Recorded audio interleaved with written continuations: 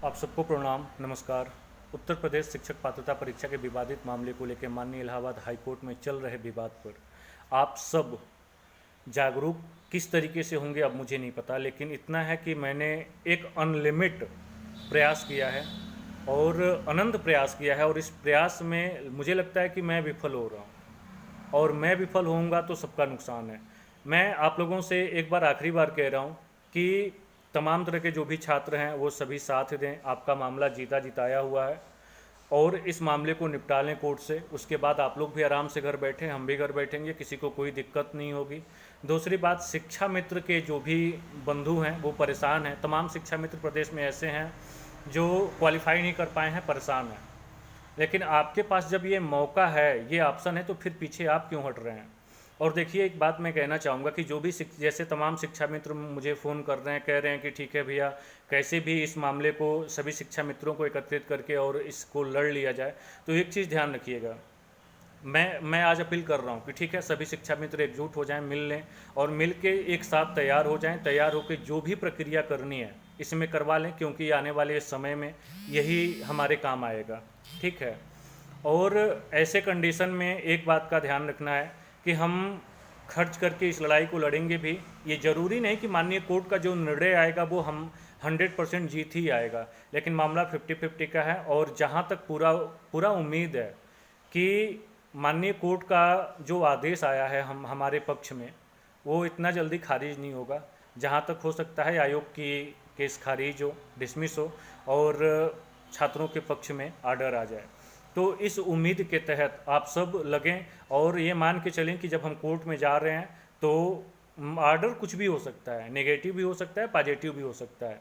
तो जब इतने लोग रिक्वेस्ट कर रहे हैं ना कि मैं भी अब तैयार हो गया हूँ, ठीक है, जितने भी शिक्षा मित्र हैं सब लोग मिलजुल कर एक साथ एक मीटिंग कर लें और सब लोग मिल के साथ दें, ताकि इस लड़ाई को आराम से आसानी से लड़ा जा सके और लड़ के इस प्रक्रिया को निपटारा किया जाए। ठीक है। और जितने भी शिक्षा मित्र हैं वो अलग अलग विचारधारा पे न चलें। देखिए, एक एक रूल नियम बनाइए और रूल रेगुलेशन के अनुसार ही चलकर एक धारा पे चलिए और एक विचारधारा के साथ उस पर काम करिए, तो बेहतर जीत मिल सकती है। अलग अलग अगर विचार रखेंगे तो उसमें समस्याएं उत्पन्न होंगी। बस ये करना है कि अगर 50 विचार आते हैं, 50 विचार में से ये हमें सर्च कर लेना है कि कौन सा बेहतर है और उस बेहतरी के साथ हमें अपना प्रयास जारी रखना है। हो सकता है कि जीत हम सबको मिल जाए, आने वाले समय में हम ही सबका फ़ायदा है। तो मुझे उम्मीद है कि आप लोग इस बात को समझेंगे। रही बात माननीय कोर्ट की, तो माननीय कोर्ट अपने ही आर्डर को इतना जल्दी डिसमिस नहीं कर देगी। कहीं ना कहीं वो अपना भी तो पक्ष चेक करेगी ना कि भाई हमने जो ऑर्डर दिया, आयोग ने चैलेंज कैसे कर दिया। सरकार को एक्सेप्ट ही नहीं है कि हम हार गए, छात्रों की जीत बर्दाश्त नहीं हो रही है।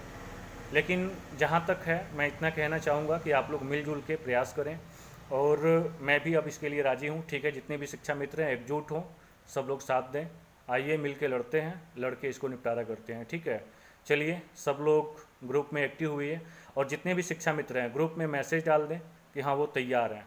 ठीक है, बाकी अन्य लोगों को भी राज़ी करने का हम प्रयास करेंगे। और लास्ट एक मैसेज और भी कहना चाहूँगा, जो लोग ये स्वार्थ भाव से सोच रहे हैं कि हम लोग नहीं भी करेंगे, ये लोग लड़के दे देंगे, याद रखिएगा, अगर माननीय कोर्ट से नेगेटिव पॉइंट मिलता है हमें, अगर नेगेटिव ऑर्डर आता है तो कोई दिक्कत नहीं है। लेकिन अगर पॉजिटिव सकारात्मक ऑर्डर आ गया, उसके बाद आप लोग ख्याल रखिएगा, जो आप लोग सहयोग नहीं कर रहे हैं उसके आगे समस्याएं खड़ी होंगी, फिर हम दोषी नहीं। चलिए, धन्यवाद, जय हिंद। सभी लोग तैयार हो जाएं।